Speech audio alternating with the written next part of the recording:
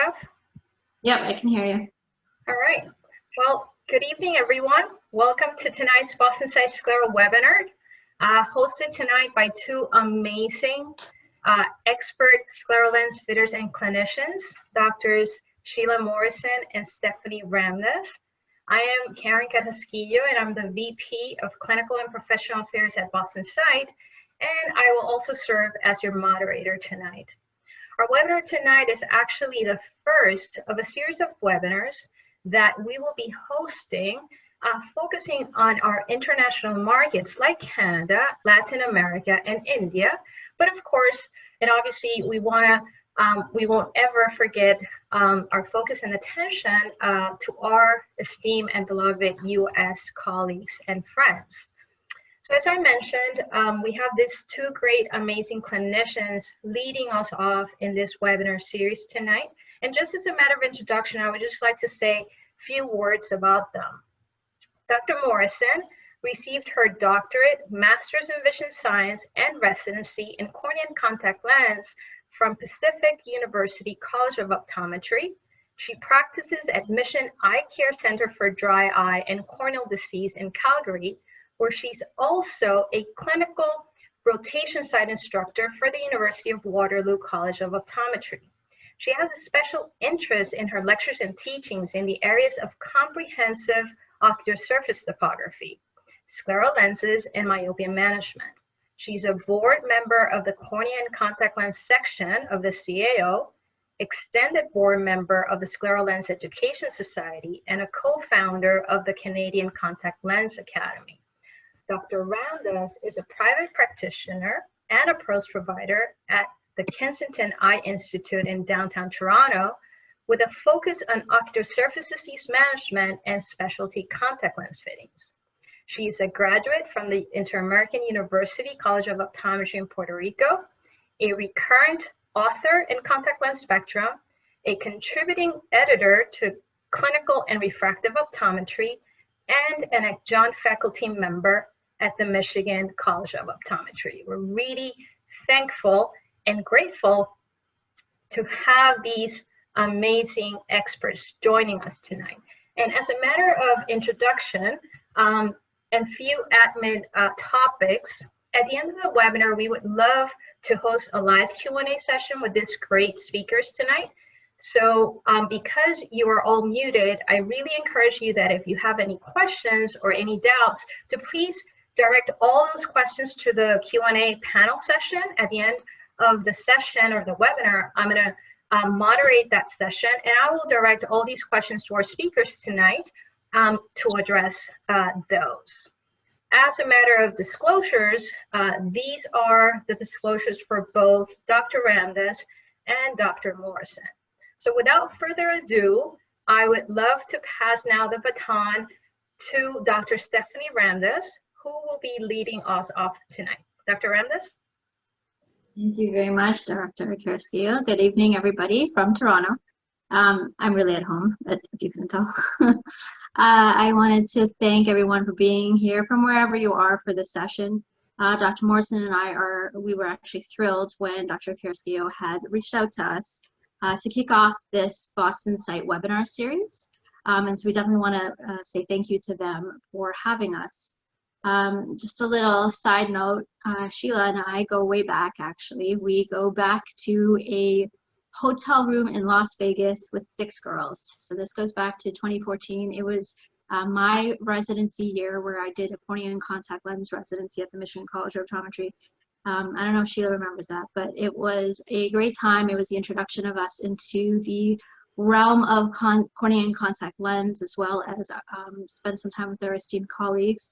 And so it's really great for us to be able to both be involved in academia and then have the ability to come back to our home turfs and share some of our experiences. So that's what we hope to do with you guys here today. Regardless, the type of practice that we're both in, we do individually feel that scleral lenses are really here to stay, as per the title. You know, our contact lens toolbox has really benefited from the tremendous growth in the scleral lens market and the availability of different designs over recent years. And you know, it's really great to be a fitter these days because you have access to now some of that, and we hope to discuss some of that technology with you today, so hopefully you can take it back into your practice with you. And at the very least, you know, if you can jot down a couple of quick tips to take away with you at the end of this lecture, hopefully you can employ and put them into practice.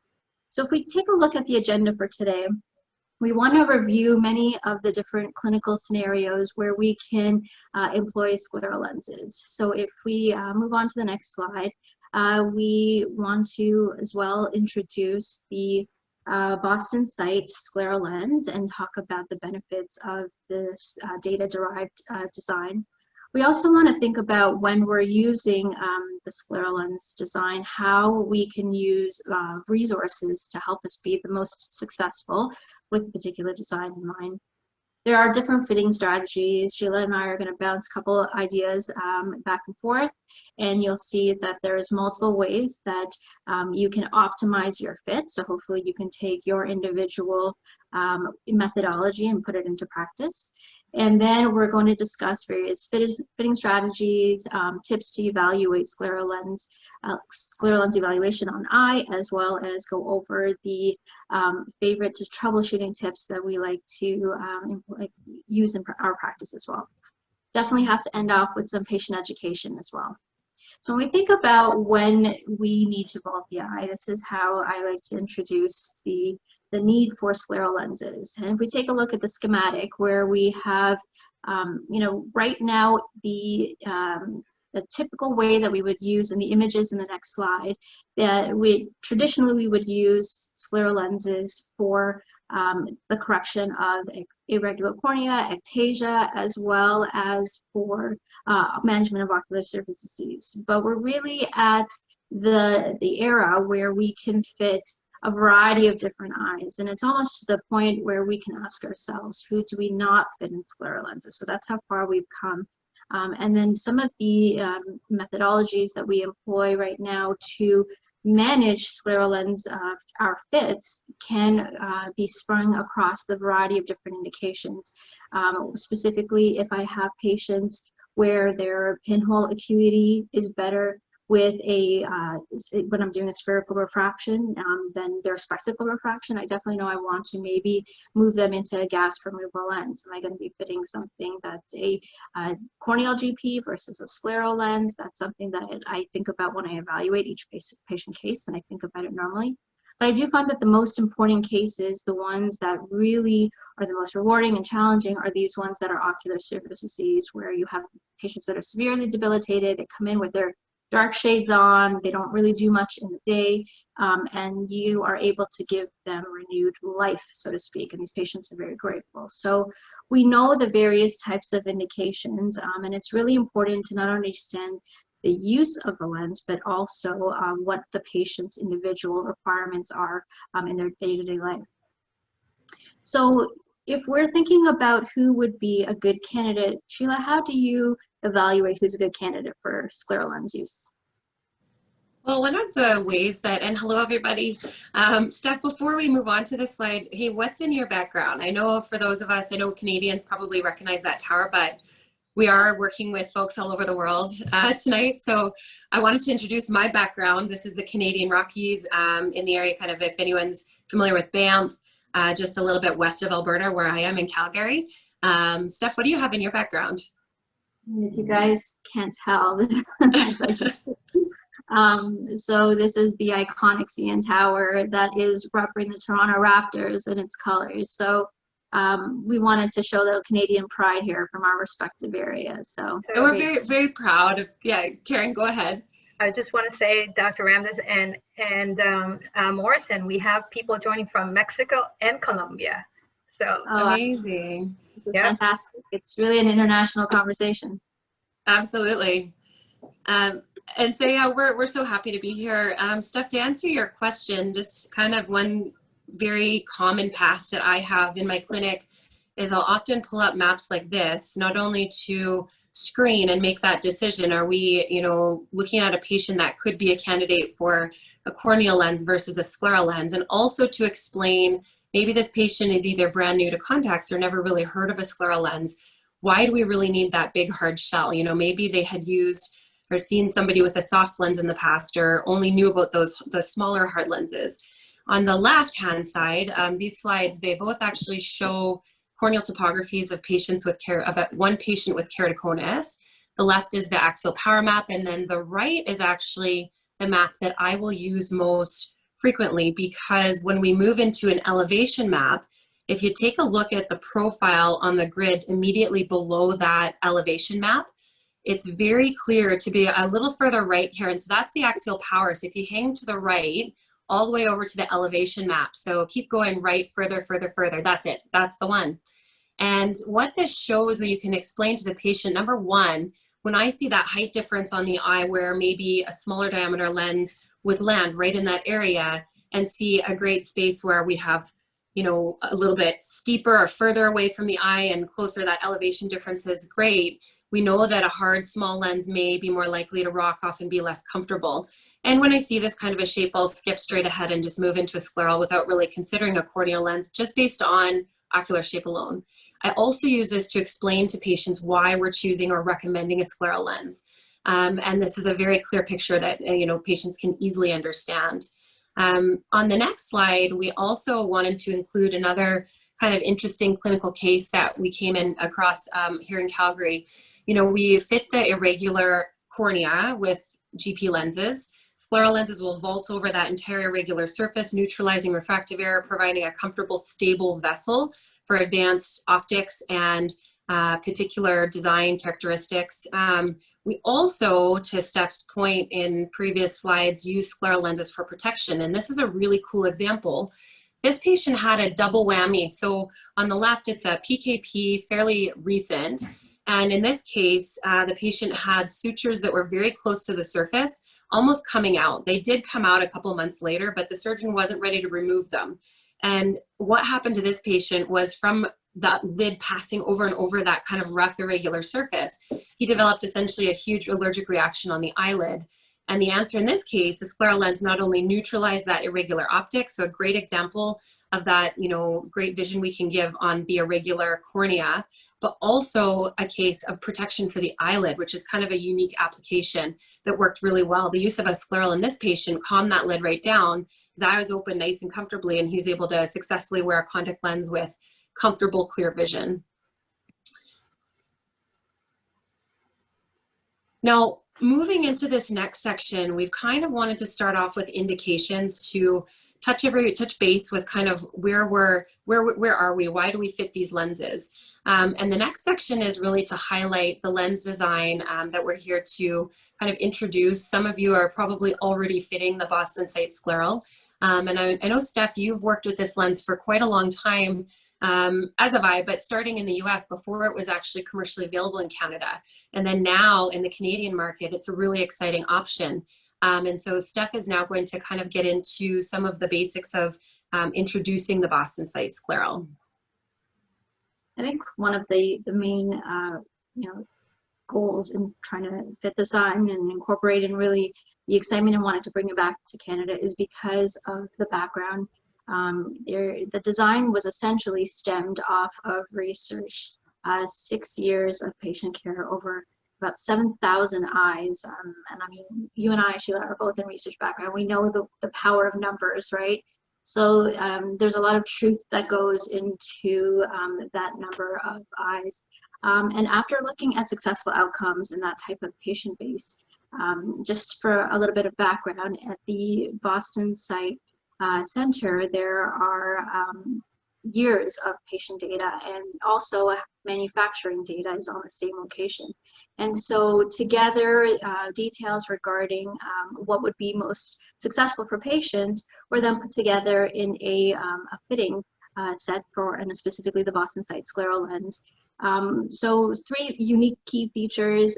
The lens, what we know over time is that essentially there is some sort of toricity to the scleral surface. This is not a new fact. I think everyone is pretty aware of this internationally. The lens itself has some built-in scleral shapes, specifically in its quad-specific design. What they found is that there's 3 specific patterns, proprietary haptic patterns, shape patterns, that will work most successfully. And we'll talk a little bit later on as to what where these lie in the fitting set. And also similar to how no two eyes are the same, neither are the two eyes that are in our own head.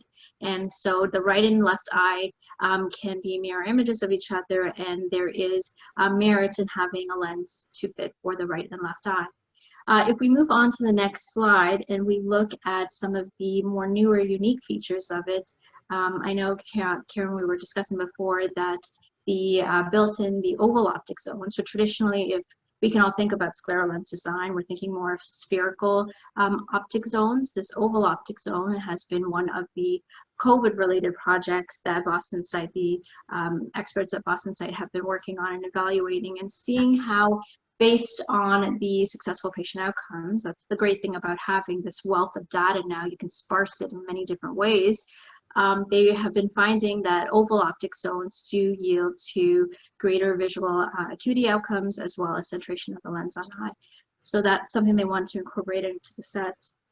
If we move on and talk a little bit more about the SmartSight technology, you know, how many times do we have that patient on our chairs where we have great fit, the lens looks centered on eye, but it doesn't matter what we do, we're chasing that cylindrical over refraction and we just can't seem to get the patient the quality vision maybe they had during the diagnostic fitting, or they pinhole better and we just can't get that pinhole acuity to clinically be translated into the lens itself and into the prescription. And so what this is front surface eccentricity that's inherently implied to every lens inside the fitting set. And what the goal here is to increase that visual outcome. We take a look at the schematic on the next page.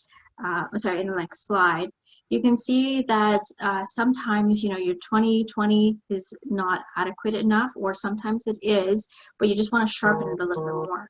In this particular example here, you can see the aberrometer outputs. These images are great because they can beautifully show here how the aberrations have improved when you use the front eccentricity of a specific value, and how the eccentricity when you're going on one side or the other can be less optimal. So we'll describe a little bit more detail later on as to what that front surface eccentricity is.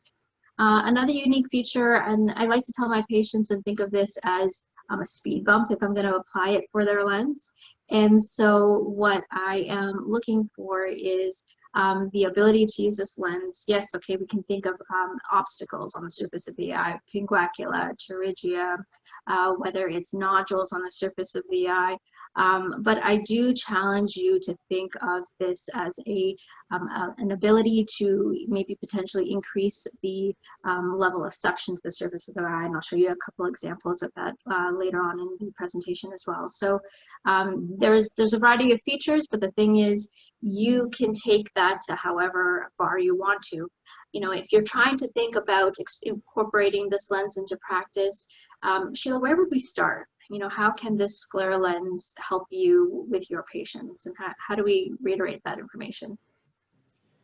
I always find that the very best place to start is always knowledge.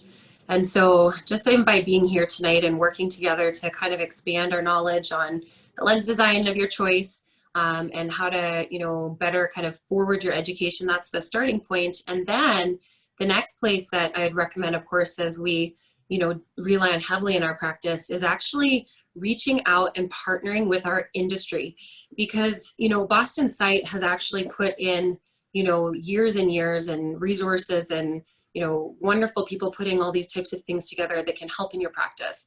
And so for those of us that are, you know, maybe there's a range where maybe either just starting out or have been fitting scleral lenses for a very long time here in Canada, if we're ready to start to bring in maybe a BostonSight design into your practice, I'd encourage you to partner with the company that creates the lens. So that would be using things like their marketing help. BostonSight SCLERAL has amazing resources for practitioners. And in this slide, this is kind of an example of a very regular email that we'll get, or, you know, an update just kind of outlining some of the latest things that they can offer through marketing materials. In the next slide, anytime that there is a new practitioner that signs up with BostonSight SCLERAL, it's actually kind of a fun thing on Instagram that will happen is you'll get a shout out from the company to kind of introduce you to the family, and also to provide you something that you can be using in your practice in terms of marketing and things like that.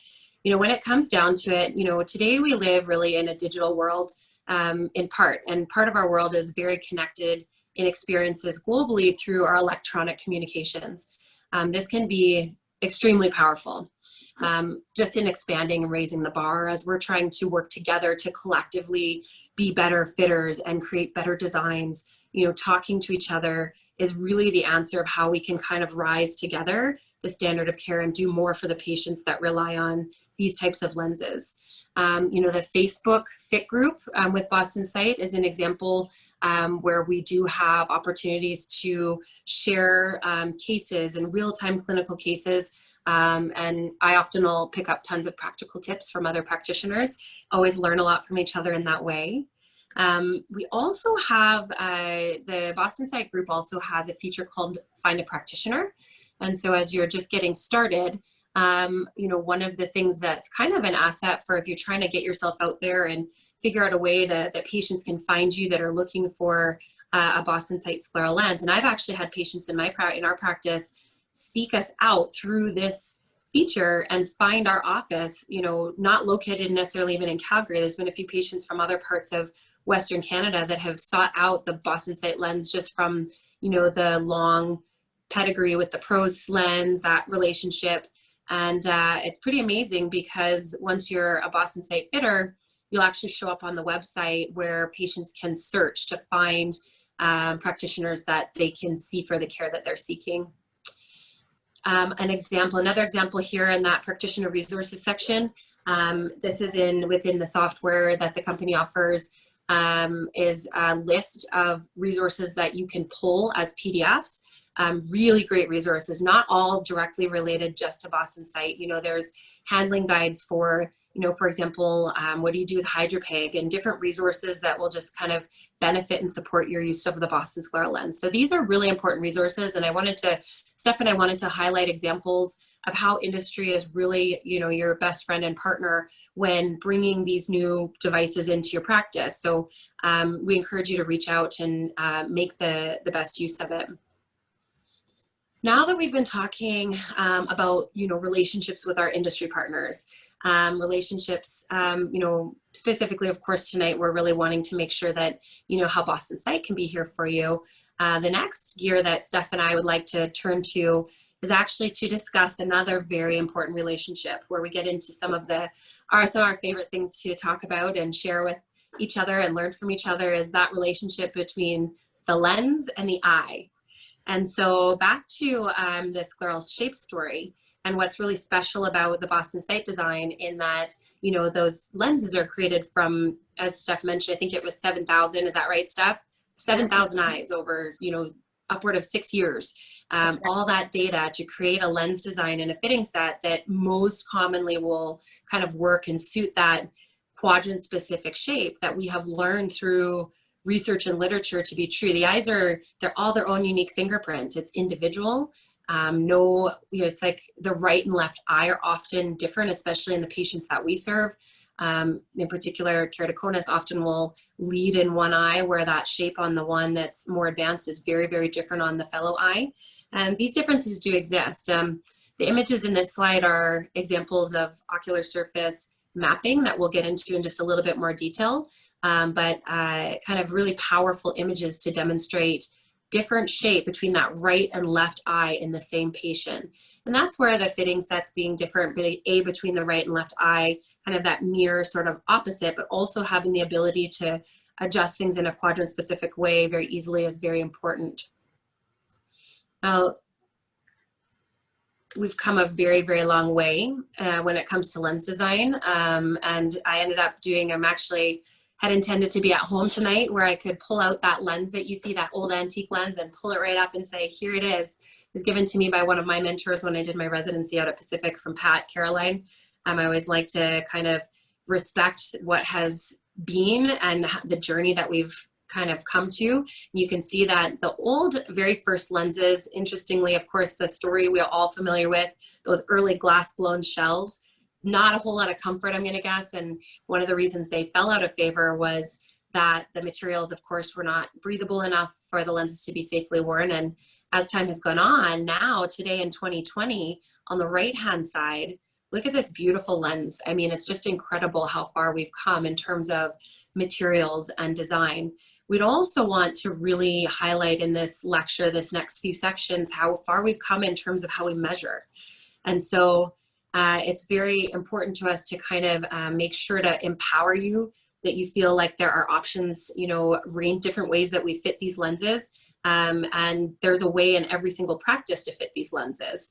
And so I'd like to maybe actually have, if Steph, if you're ready to kind of introduce a little bit more about that basis for lens design, and maybe get into some of those ways that you might, you know, measure ocular shape, and you know, give us your approach to how you would evaluate when you're fitting a scleral lens. So thank you, Dr. Morrison and Dr. Ramdass. Before you take over, I just wanted to bring up again to the audience Dr. Claudia Ramirez or Rodriguez. You raised your hand. If you have a question, please, if you can direct it to the Q&A section at the end of the webinar. I'll make sure to address your questions to the speakers. And doctors, a doctor from Ecuador wanted to make sure that you know that we have someone from Ecuador. So. Oh, that's wonderful. Welcome. So thank you. What a global event. It's so fun. Yes. So please carry on. Thank you. Thank you. Oh, wow. It's so cool to see us all connected like this, but we're just sitting in our respective homes. It doesn't matter how many of these I've seen, it still gets me every time. I wanted to discuss a little bit here, you know, coming from academia, thinking about how I would talk and explain to students, you know, coming out of optometry school. You don't really have much money, right? You don't have access to instrumentation unless you're joining a practice, or maybe you are just like biting the bullet and you're getting the bells and whistles. I like to explain to them effectively. You can see in the next slide what my mentor at Michigan College of Optometry, Craig Norman, would always like to say. He called the poor man's method of estimating sagittal height. And really it comes down to HVID. So this is a simple ruler and you're measuring the horizontal visible iris diameter. Really our best guesstimate, let's say, as to the height of the eye. If we look at the next two images, you can appreciate that the smaller eye size on the top would, and you know, this is an estimate. There's obviously other aspects to scleral shape that we have to consider, but overall the trend is that the smaller eye sizes tend to have the lower sagittal height that we need in order for a lens to vault over it completely. So it can give us an idea if you look at some of these very closely. I was in another webinar, we were discussing, you know, if we're vaulting over all of these eyes, why even take a topography, let's say? Why even have that baseline measurement before, if we're going to fit a scleral lens? And I think it's important to take a step back, look at the bigger picture.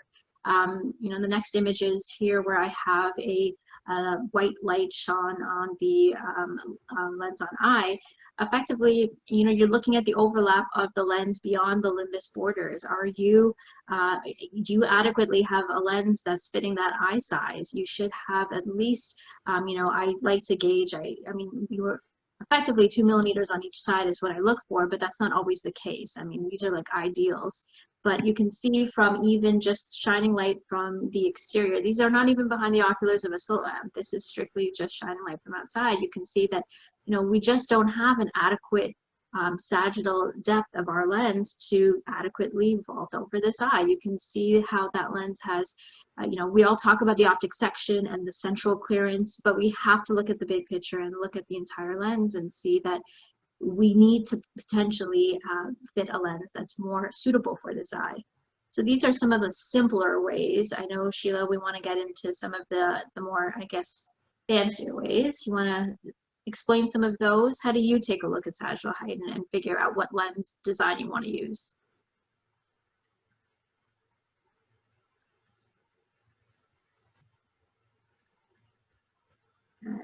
Sheila's muted, maybe? I don't know. One of the ways that we like to look at it when we take a look at basis of lens design, I think if we go on to, you know, the next slide, Karen, we really like to create that clear picture for everybody that there are many different paths to success. And so, you know, historically, our path has primarily been by using trial and error in a diagnostic fitting set. Today, our methods of using diagnostic fitting sets are, you know, a lot more scientific than what it once was. You know, I still have days where, you know, I'll just pull a lens out of the center of the kit and away you go. With our fitting guides that we'll go through in just a little bit more detail in these next few slides, you know, there are strategies that are given usually by manufacturers to really kind of improve the speed at which that we can select a starting lens. Today, the second sort of pathway that I like to imagine, so trial and error diagnostic sets, we also have working first with measurement prior. So as opposed to using a lens to figure out ocular shape and kind of make adjustments that way using maybe fluorescein and a slit lamp or other types of anterior scanning, the other path today in 2020 that's up to date as well is measuring first, fitting the lens after. We can measure the anterior eye using impression molding. Again, we can figure out that ocular shape by using that sodium fluorescein method with a slit lamp that I know Steph has a couple of great images a little bit later on in our complications sections to give you some tips on how we really do that with a slit lamp. And then our mapping tools, which I'll spend a little bit of time focusing on how we take a digital scan of the front surface of the eye. Now, in regards to our fitting sets, you know, Steph, would you mind going through this part? I think that the fitting kits we both have been using these sets now as soon as it, you know, came to Canada. They're very different than when they first started out. And the diagnostic sets, we've got some examples here to show you kind of where we're at with BostonSight and what these sets look like and how to use them. Yeah, and if we take a look, I think that's the beauty of this industry. I mean, if you think back to, again, that year we started, I actually think in 2013 when I first met you, you hadn't started a residency yet. But we became exposed to this crazy contact lens world. Gotta love it. And think about how much has changed since then. And I think that's exactly, you hit the nail on the head there, that this specific fitting set has changed too, to adapt to the knowledge as it continues to change. And so what's great about this is that it is scientifically derived, but current scientifically derived, and so there is modifications to it along the way. So this latest set you can see here, ideally when you're fitting it, the beauty of it, you can see you're going to be fitting, as I mentioned earlier, there's a side for the right eye and side for the left eye. Effectively, regardless of the condition, the whole point of this fitting set was that you want to make it easy. You want to start with, regardless of the height of the eye, you want to start right in the center. And effectively, you can see where Karen's arrow is right now. That would be your starting point lens. And if you needed more sagittal height or you needed less sagittal height, you would be going up and down in the particular column that you're working on, depending on your eye. If you found, and so because of the lens design, it's looking at specificities in scleral shape. All of the lenses inherently have some toricity to them. If you find that you need to have a little bit of a steeper fit when it comes to the haptics, how the lens is sitting on eye, you're going to go to the right side of the fitting set. And conversely, if you find that you need to go a little bit looser or flatter in the haptics of the lens design, you're going to go to the left of the set. There are also some additional lenses that, if you think about, again, all of this data was put together. You've got your normal bell curve distribution. And so some additional lenses with increased sagittal height are provided so that if you need them, the most commonly used ones are there. And those are easily used for your disposal. So if you already know there's only one place to start, as you become more customized to using the set, you become more familiar to know when you need to potentially start outside of that. And if you also, we talked about the front surface eccentricity. The standard lenses do have the unit 1 of front surface eccentricity, which looking at the evaluation of the eyes on the years of data, this has become the standard. And if you find that you potentially need a little bit more of a vision correction, and maybe they, again, pinhole better, you can increase that eccentricity to an FSE 2 as well. So those options are all outlined in the diagnostic fitting set for you. The next slide just talks about the instructions. And so while you would have your indications for use, as well as the ways that you would use this diagnostic bin set. Know that, I know we'll do a plug later too for consultation. Consultation's fantastic, where if you have any questions regarding using this fitting set, they are there to definitely help you get started. And so realistically, at this point, we have a great use for this lens set as well, and for us to apply for our patients. So using that data and getting your feet wet with it is great with this particular lens set. But what if we want to take it now to another level? I know this ever-changing field where we have all this technology and we've got new aspects to the designs coming out. Sheila, where are we now on where instrumentation's taken us? So I'll really always carry that flag high for empirical design. You know, as much as I, absolutely fit with diagnostic sets, there's a place for all of those different parts of that fitting tree, however it falls in your practice. Empirical design is just incredible. And today we do have the technology that is now allowing us to very smoothly integrate digital scans into lens design. It's actually very exciting, and empirical fitting definitely can be a time saver. We use it in pediatrics, we use it in myopia and ortho-K and scleral lenses. I mean, having the ability to digitally design a lens from start to finish is a huge asset in terms of, outcomes and patient experience. Currently, we are able to digitally scan the eye in a way that can be shape transferred into a BostonSight lens. Is available through a profilometry system called the Eaglet ESP. Currently, we're also eagerly awaiting in Canada the ability to use the Oculus Pentacam, because I know personally a lot of offices in Canada, and many of you out there, we have a range of tools available to us. So the more tools, the better. And so joining the ESP soon will be the Oculus Pentacam.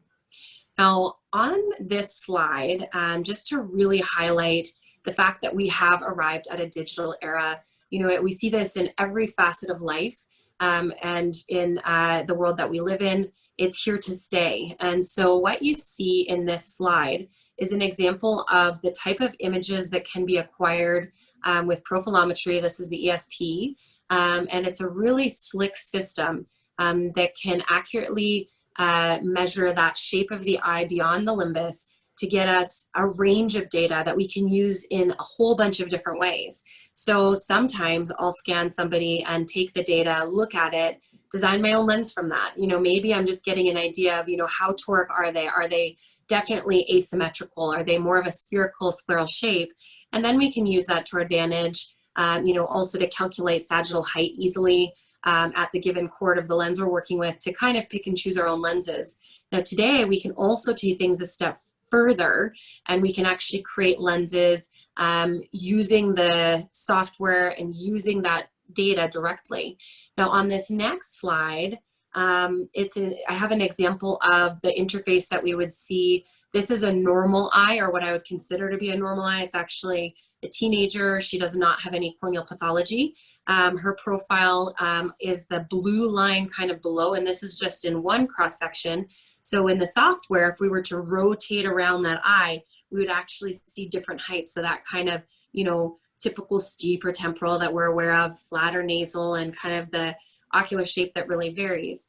Now on the left-hand column here with all these numbers, now what this shows is kind of a starting point, an example of the software that we can use with the ESP now to actually map the eye, move it into lens numbers. And so it gives us kind of an estimated approximation relative to a starting lens. So what you see is kind of a plus and minus in a haptic that is relative to a standard size lens. So steeper and flatter relative to that sort of base point. Our next slide, I wanted to show the difference and pay attention to that ocular shape below. This is a very proud graft patient that has a lot more irregularity, very difficult fit for us. An eye that definitely, this patient I actually started with a diagnostic fit first. Took me a few extra steps to figure out that what we have in this eye is kind of a graft that sort of falls off and has sort of that proud shape. leaving a little bit of kind of risk for excessive clearance in the mid-peripheral cornea, just based on the eye shape. But again, really cool. The numbers are completely different and accurate to the differences in shape that we would maybe start off with on this eye compared to an individual with another ocular shape. It's pretty amazing with what the labs can do.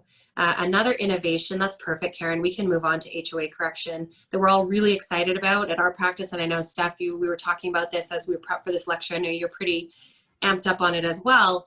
HOA correction is something that we're able to do now as well, commercially available. And I'd encourage you to reach out to BostonSight if you have any patients that you feel might fit for an HOA lens.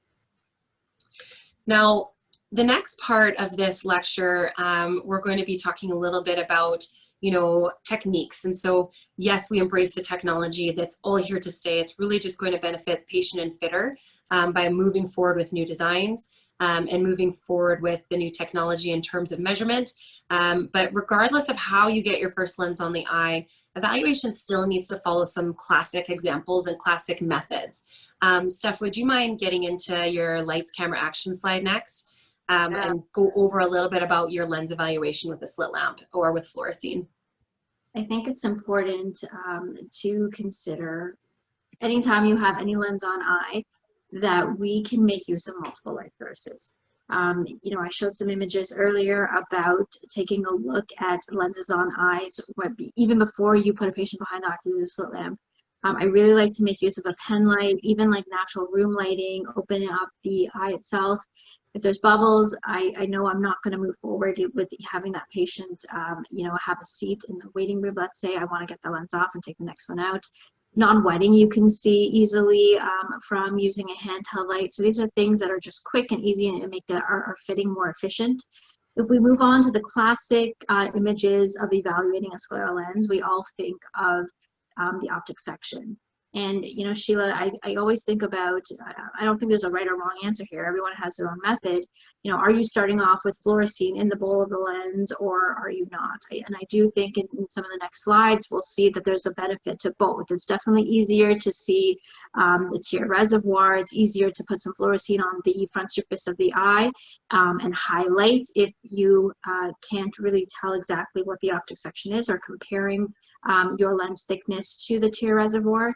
Obviously, you're going to be limited by the optics of your instrument, so that obviously will play into a role if you're going to use fluorescein. But I encourage you to use that optic section and use it dynamically. You're standing horizontally, nasal to temporally, and you're also making sure to scroll up and down and take a look at those lids out of the way and make sure you really evaluate the inferior and superior portions of the eye. And we can't forget the beauty of using our, parallel pipette, our wide diffuse light, increasing the magnification. A lot of the work that I had done previously at the Michigan College of Optometry when we were looking at scleral lenses on regular eyes, what we're seeing is that the most successful patients were the ones where you paid attention really to those fine blood vessels. So we think about the more diseased eyes that we fit these lenses on, there's going to be some inherent, let's say, level of redness where it's very easy to take a look and see compression and impingement or areas where we need to loosen or flatten or steepen the lens, so to speak. But in this particular case, sometimes you really got to get down there and look at the way that the blood vessels are coursing through it underneath the lens and making sure you have an adequate fit. If we take a look at the next slide, and we really want to, these are images by Dr. Andrew Lasby here. We really can emphasize, this is the beauty that I wanted to put in here about not using fluorescein. So when you don't use fluorescein and you have the patient sit, let's say in the waiting room, they have the diagnostic lens on eye, I really like this as a useful tool. I'll put fluorescein on top and really see where that sodium fluorescein bleeds in, and it gives me an idea of how much more toric that particular patient's eye is and how I need to adjust my haptics. So that really makes it easy for me to visualize where I need my points, and taking photography then to compare for my next visit is great. When we think about diffuse lighting, obviously I know BostonSight, I visited there, and the the ability to take photos is, I mean, it goes with every patient. And so anytime you can photo document, I'm a big proponent of that. In this image here, using diffuse white light again, I really like to go ahead and creep along the inferior margin of the lens. This is a very overt case where you can see edge lift right about the, like, let's say 7:30 on the clock hour. This particular patient here, you can see there's a filtering bleb where the lens itself has a little bit of touch upon that area, but then has some lift adjacent to it. So then you have, if I continue to creep my finger, there is there's no room to go any steeper to the left of that area of lift. So you can tell this is a very toric eye, and I didn't need to have instrumentation to show me to do that. So I think it's really important for us to make use of the tools that exist right behind the oculars of our slit lamp.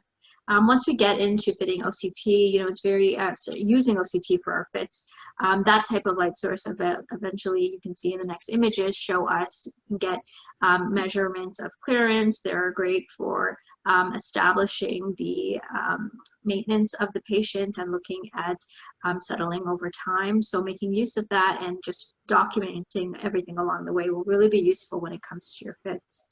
Beyond the evaluation though, so we evaluate, we have the lens on eye. This is now my favorite part to get into here. This is what I think like everybody's waiting for. You know, these tips we can definitely use in practice. As we start getting into them, you know, there's many beyond what we've listed here. So you've chosen your diagnostic lens set, you've gotten it on eye, you've evaluated really well, you've done your recordings, but now patients are back. They're back for either their follow-ups or perhaps your troubleshooting after they've sit in your office with their lens on eye. We could not get all the tips in, and that's the whole point of having a webinar series. We hope you guys come back to listen to some of the subsequent ones. We wanted to hit some of the main points here. So this is by far probably the one that is most problematic. Would you say, Sheila? Oh yeah. And this is our moment to switch gears into rapid fire. So there's too many things to talk about, as you said, Steph. And so we will go through these kind of at a little faster pace to get through them. And if you have questions, you know, the discussion could be a whole separate lecture. Patients with cloudy or foggy vision. So number one, they will have the same complaint. My vision's blurry. Your first job to differentiate between, do we have cloudy vision that's coming from beneath the lens, so that post-lens reservoir fog, or are we having fog that comes from the front surface, so kind of the lens not wetting properly? The first tip to differentiate, when does the vision feel foggy? Usually if they put the lens on and it's clear initially, and then after some period of wear, it gets blurry, that's more than likely going to be post-lens reservoir fogging or debris that gets under the lens. Wetting issues, often patients will describe more of a dirty windshield that they're looking through. So maybe they put the lens on and right away it's not wetting properly. When you're fitting a lens, it's very important to make sure that you rule out non-wetting. It's difficult and not effective to refract over a non-wetting lens.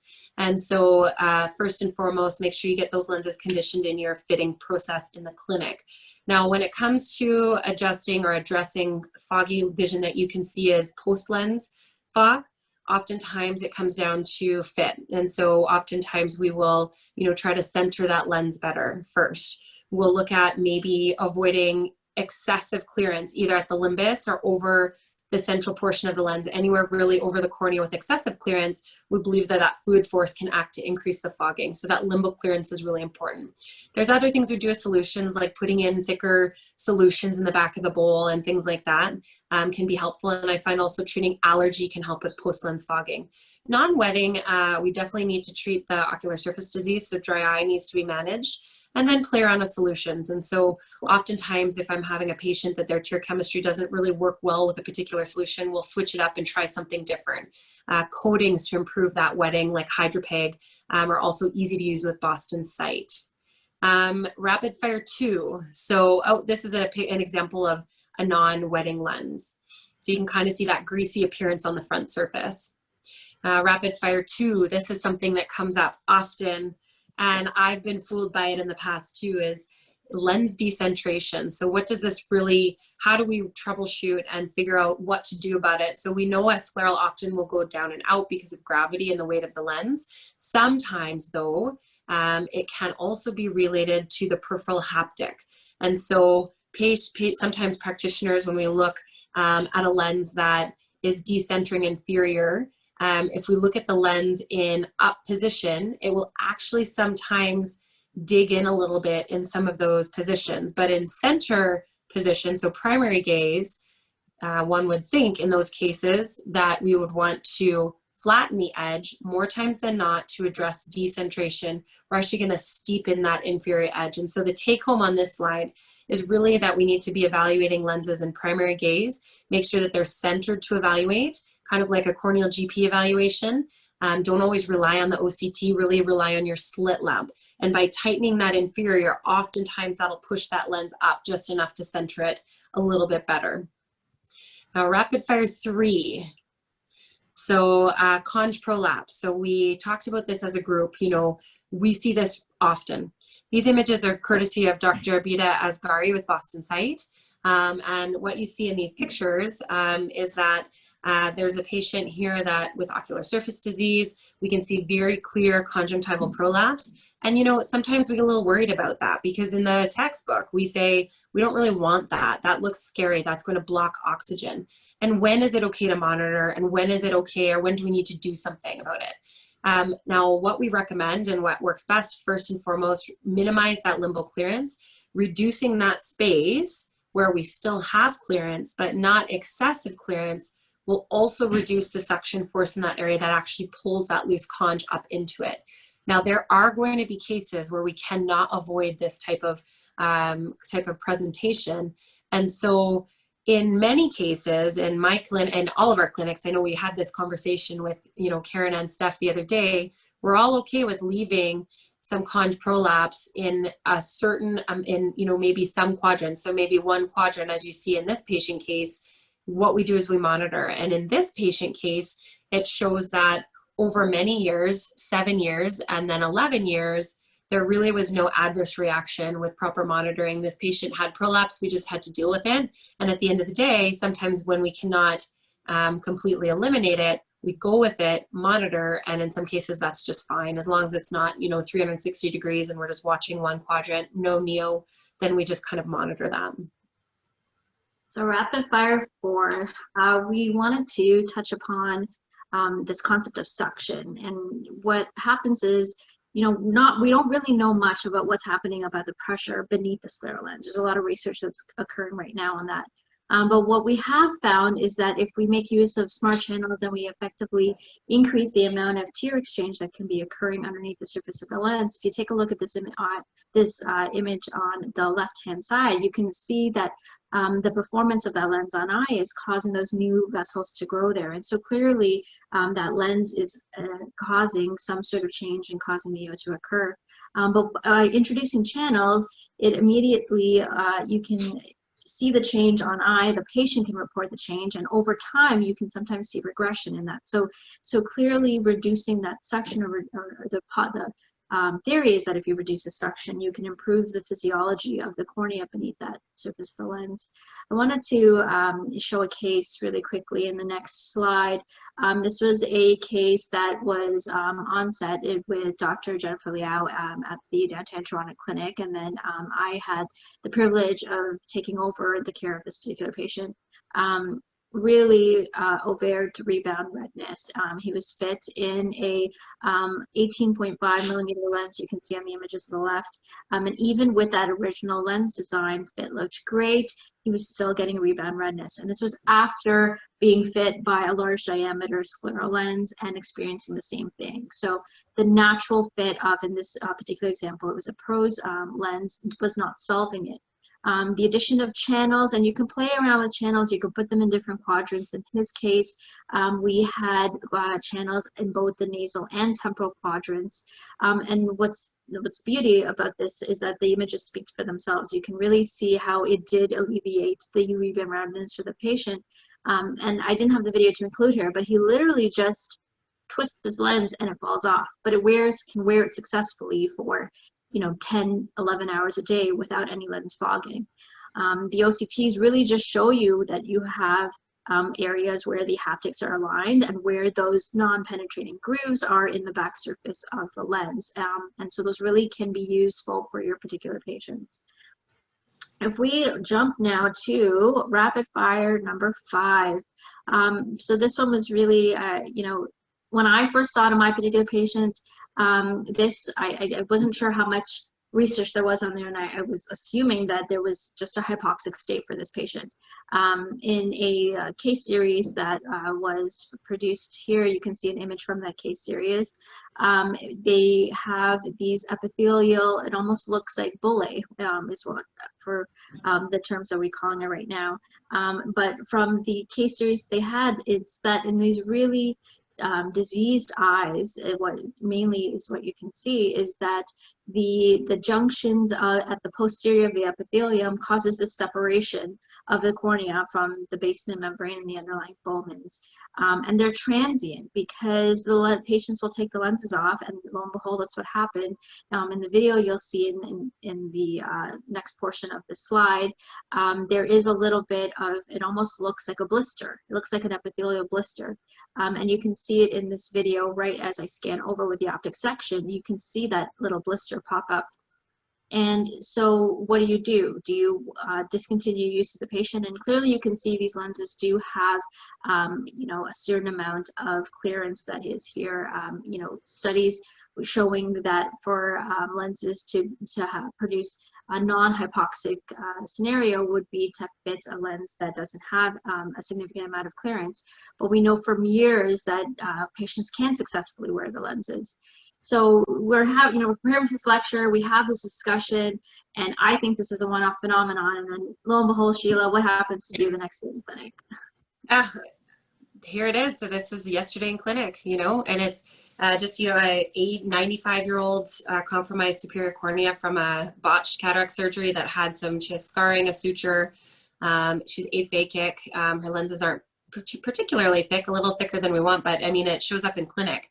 It was just kind of magic that it was the very next day after we had discussed it as a group. So I think a really important point, and, you know, the answer, it's kind of just, you know, you manage it. Do we pull her out of lenses? You know, what do we try to do for her? And so the saga goes on, just kind of balancing the risk and benefit, you know, the benefit of the vision versus the risk of these things coming up. With her, we're obviously, you know, limiting wear time to basically nothing until we can figure this one out for her.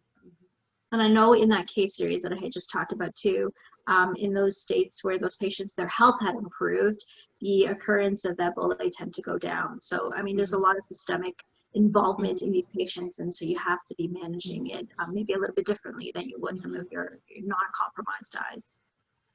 Our final rapid fire is more an impressive image selection here, just to demonstrate the use of, you know, another application of a smart channel is really to modify, or is really to accommodate even very large kind of irregularities in ocular shape, such as this bleb. And you can see in these pictures what a beautiful job we can do utilizing, you know, that technology to really vault over these types of irregularities, just to better patient ability to wear the lens. Without that vault, no way that this patient would be able to safely wear a lens. And so in moving forward into the closing of this section, Steph and I always love to make sure that any lecture that we give, we talked about this too, that we always like to remind practitioners the importance in patient success is overall, you know, safety, training, compliance with solutions. You know, how often do we get a patient in the clinic who, you know, lo and behold, has been wearing scleral lenses for some number of years, and you check with them to find out what they're doing to care for it. And they'll surprise you by letting you know that they've been filling the bowl with their conditioning solution and placing it on the eye. You know, that will explain their, you know, toxicity reaction. Every visit, ask what solutions you're using, how are you using them? Steph, I'm gonna have you go through just in brief here your solution use overview so that we can get to our very last slide with some of my favorite messages in it. Yeah, I'm not going to really go into the specifics of the solution here. I think when it comes to the fact it's going to be geographically available, of course you can get things mailed to you. I know, for example, a lot of my patients here are plagued by not necessarily having something that is approved for use to insert in the scleral lens bowl, but I know that that gives industry a lot of time to work on new things so that they can introduce new products. We all know what needs to go in and go out, but the question becomes, you know, when we clean and disinfect in the next slide, it's not just cleaning and disinfecting at home. You know, there has been areas, oh, this is just a video while I was in residency. This is my residency supervisor showing the concept of loosening up protein. So this is the concept of pre-cleaning. And I do have patients do this. They can like pre-moisten a Q-tip and go ahead. Some of the heavily deposits or the mucus proteins that show up in certain patients, the Q-tip helps to wet, and they can do it on their own sometimes as a help of troubleshooting. But in teaching patients how to clean and disinfect, you know, we also have to think about the diagnostic lens sets that we do. So there are resources that are now standard for us to use. If we can click through on the next component of this slide, downloadable resources from the joined from the American Optometric Association, as well as the American Academy of Optometry, that tell you how the lenses should be disinfected. This was pre-COVID that this was finalized, and it was great that it was, because now they give us guidance in how we can better manage our diagnostic sets, but also make sure that we are again reinforcing care and handling with our patients. You can see in the next, you know, when we are applying coding, this is from FitConnect, you can actually download and have useful tools that tells you exactly some solutions that are compatible with these coated lenses. For all of you, you know, using HydroPeg on on the lenses now and to improve the surface wettability is something that is very widely known. But now getting the proper solutions and making sure that your patient is aware of the solutions, providing them with that education, you can, you know, just print out this tool and hand it off to them. In keeping with the patient education, you know, when we are teaching them in office how to insert and remove, we have our own techniques, but patients can get really creative. They can, you know, some of these images are showing things that cost probably less than $2 just for them coming up with ideas of their own. So, you know, when it comes to the education and the care and handling aspect of it, you know, I'm a big proponent. There's no one story for any of these patients. I find that everything is unique, and so you do have to manage that accordingly. This also trickles through into our final slide here, looking at follow-up care. Ask them everything they're doing. What solutions are they using to insert? What are they using to clean? What are they using to disinfect? How are they using their tools? What tools are they using? How are they using the tools? I do find a lot of these patients that are completely compromised. Some of them aren't the ones that are inserting. You know, have that patient right now in COVID. We're not, you know, in our practice, we can't have the caregiver or somebody else in the room, but I still follow up with patients, whether it's a spouse or a child is helping out the patient. Ask them how the lens is being removed as well. Is there any problems when the lens is removed? Because sometimes patients don't know this. So you really have to be involved in this patient care to understand and make sure the patients are using everything safely. So ultimately, yeah, you know, scleral lenses can be a great tool. We know from time, right, many of you probably are already fitting them, but if you can adopt maybe a few steps and tips from this lecture to take to practice and maybe take it to another level, that's great. And maybe you guys have tips too that you'll be able to share one day, and we can all continue to learn from each other and continue with scleral lens fitting. Wonderful. Steph, I love those 5 W's. You know, if that's a huge take home, I love it. You know, that's something that we follow in our practice, and you can teach your technicians kind of things to ask in the case history. That really covers a lot of bases. So cover those bases in your 5 W's. Now in closing, we would like to, of course, thank all of you for spending time with us. As I kind of mentioned before, you know, the rising tide rises all ships. And there's nothing that the three of us, Karen, Steph, and I really enjoy more when it comes to education and spending time on these lectures is to connect with you. So thank you so much. And Steph and I personally want to thank Karen so much for allowing us to be part of this very first kickoff for the Canadian series. We're very proud to be able to help with that part of integrating the BostonSight SCLERAL into Canada. And we're all here for you if there are any questions. So Karen, we're ready to pass it back to you to close the show for us.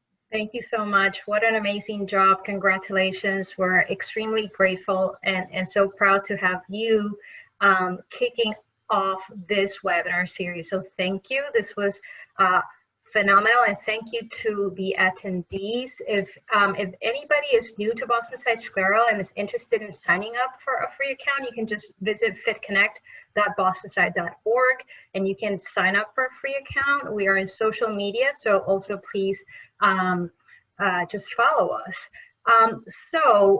We're a little bit past time, but I think there's some questions and the audience member is here. So let's just try to address those. If you don't mind, Sheila and Steph, just hanging out for like a couple of minutes here. There is a question from here, Dr. Marisa Gomez. She says, with non-wetting, how do you know when to leave it, that it's likely will get better with use, or when to use HydroPeg? When do you pull the trigger on HydroPeg, I guess?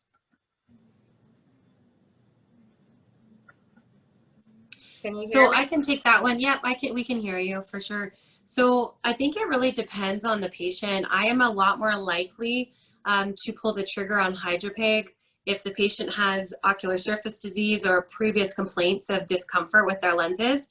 If they've been prone to buildup in the past, I'll switch gears fairly quickly because it's almost predictable that they're going to non-wet again.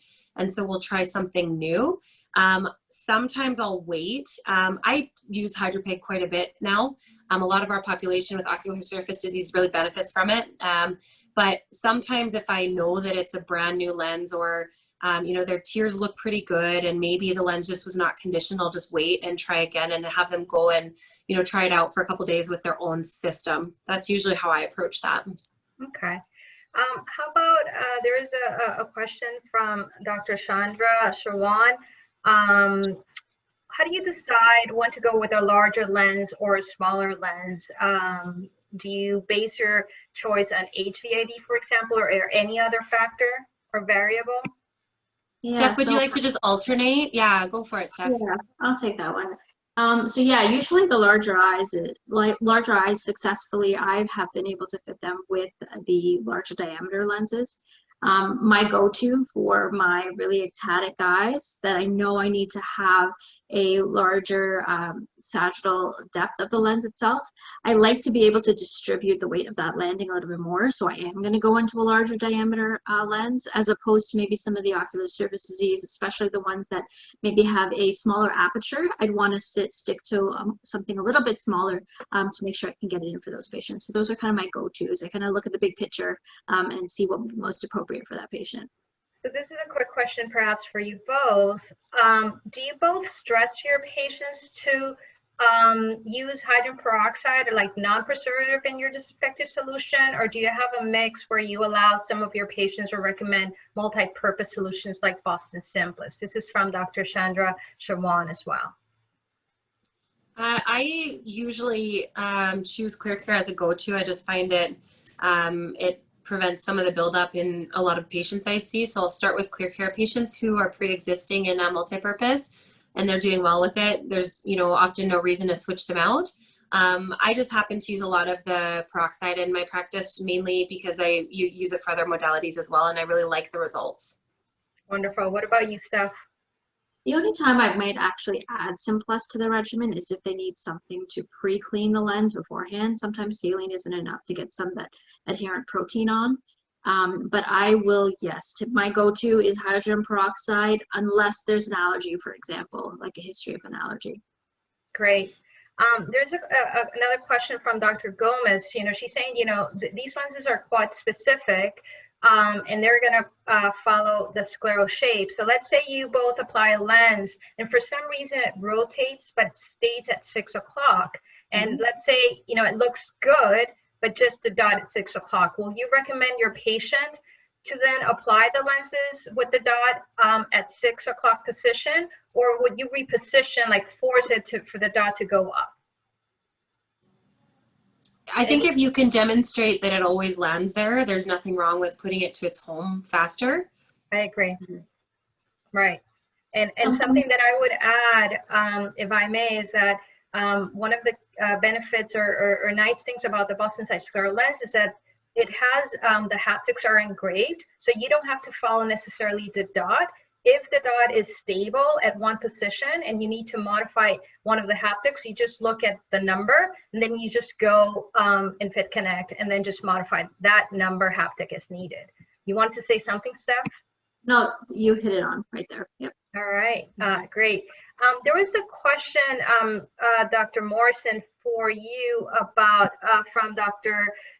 Romero Garcia, saying, do you think that having oval optic zones in a scleral lens necessarily implies that there's going to be an increase in thickness, in center thickness? I would assume that this is the question, and perhaps decrease in transmissibility. I assume that this is oxygen.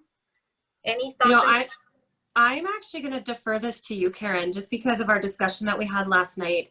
I'm going to defer to you. I don't have any insight on that question. Okay, great. I'm happy to take this. So Dr. Romero Garcia, no, not really. So the oval optic zone, what we're addressing here is just clearances in the limbus, and taking into account that we're learning that the cornea, just like the sclera, is actually not a true sphere. It's not a true circle, and it's actually asymmetric as well, where the vertical meridian is actually shorter than the horizontal meridian. And in order to account for better centration and better alignment past the limbal area, we are building asymmetric optic zones. But the center thickness overall of that lens will be not affected. And so it has no impact, but that was a really good question because probably other clinicians might wonder, so thank you for asking. Karen, from a clinical perspective on that question, just to go one step further in what we see in the clinic when it comes to that data. Yep. Oh, you can still hear me. Perfect. Can you see me still, Karen? Not yet. No, you went there, off. I'll come now back. I'll come back. I was trying to, now you can see me, right? Hello. Yes. So Dr. Ramirez, just for what we see in the clinic to that point where, you know, the discussion about that oval shape, that I can comment on. And certainly I've seen a big benefit in the centration of the lens. So not really, I don't have any feedback on that kind of idea about will it affect the center thickness and things like that, but the actual efficacy and what we see and how that translates the idea onto the patient, I've had a lot of success changing to that design recently to help with those cases where we're getting unequal limbal clearance, too excessive either from decentration or excess in the inferior, which is common. Changing that oval zone just tucks that section up a little bit to more appropriately match the average corneal shape. That's exactly right. That's exactly right. So thank you for adding that. Just quickly for you both, how often do you recommend your patients to replace the lenses? Dr. Shawan is wondering, do you recommend they replace lenses yearly, perhaps because of deposits, or if things look good, would you have them keep them like past the 1 year mark? For many of my patients, if they look good and they're doing okay, some of them do have, you know, my patient just last week had a lens that was 3 years old in both eyes, and I mean, performing excellent. So she had scratches on the front surface. But at that moment in time, she did choose to reorder towards the end after we had a discussion, but she was doing well. So she's going to keep these lenses as backup at this point because she doesn't have another option. But unless there's something that's wrong with it, I don't necessarily always recommend a 1 year replacement. I usually say when I'm doing my fits, every 1 to 2 years, you should be replacing your lenses. Sheila, how do you approach it? Same. Yeah, I think with the advent of some of the solutions, you know, like ProGen or other solutions that can be used to remove buildup, if they're cared for and scratch free, it's a piece of plastic, and the technology that we have in solutions does keep it clear of buildup in those pores. And so, you know, as long as it's in good condition, then we will, you know, extend longer than a year or two if everything's going well. We do check every 6 to 12 months at minimum though, and always really carefully evaluate the lenses.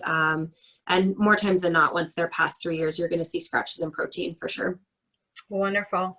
So in the interest of time and to be respectful of those that have joined, We're going to end here. There's some questions, Stefan and Sheila, that we didn't get to, but the chat is actually saved with the recording of the webinar. So for all of you that we couldn't get to your questions, our apologies, but we will get to you. We're going to follow up via email. We have your name and email address, so we will follow up. Okay, so just to conclude, Drs. Morrison and Dr. Ramdass, again, on behalf of BostonSight, on behalf of all of our leadership, and a personal gratitude and thanks. Thank you for joining us tonight, and hopefully we'll see each other soon. To everybody that is still with us, have a great night, and we will follow up with everybody over email. Have a great night. Take care, guys. We will end it now. Bye.